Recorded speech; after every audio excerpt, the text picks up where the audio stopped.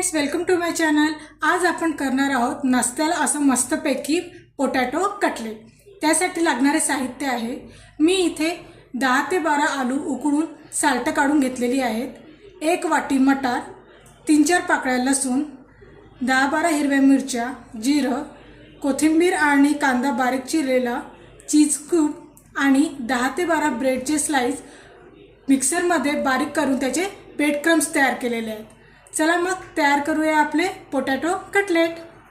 सर्वात प्रथम मिक्सरमधून आपण मटार, मिरची, लसूण, जिरं, कोथिंबीर आणि थोडंसं मीठ टाकून भरडं असं वाटण तयार करूया। कढईमध्ये आपलं तेल गरम झालं आहे। आता यामध्ये जिरं, कांदा, थोडं हिंग टाकून परतून घ्या।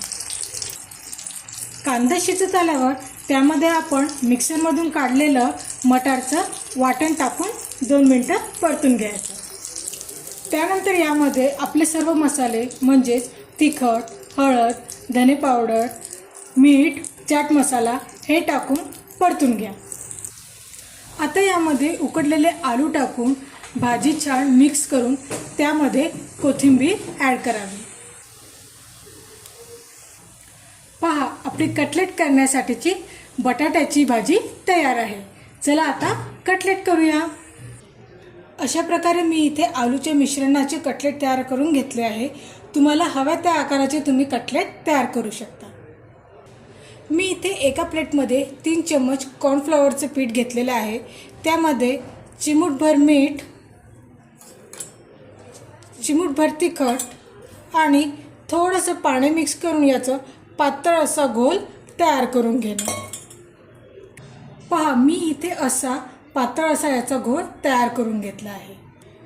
आता आपले तयार असलेले जे कटलेट आहे ते ब्रेड क्रम्समध्ये चांगले डुबवून घेणे, त्यानंतर कॉर्नफ्लॉवरच्या पाण्यामध्ये मिक्स करणे, पुन्हा एकदा ब्रेड क्रम्समध्ये चांगले मिक्स करून अशा प्रकारे आपण हे सगळे तयार करून घेऊया।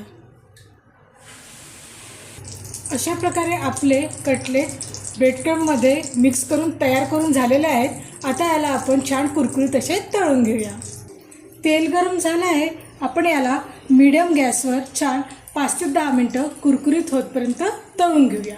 याला तुम्ही शॅलो फ्राय पण करू शकता। तयार आहे आपले छान मस्तपैकी कुरकुरीत गरमागरम असे पोटॅटो कटलेट। व्हिडिओ आवडल्यास लाईक करा, शेअर करा, सबस्क्राईब करा। कमी मटेरियलमध्ये घरच्या घरी लवकर होणारी ही रेसिपी आहे, नक्की ट्राय करून पहा।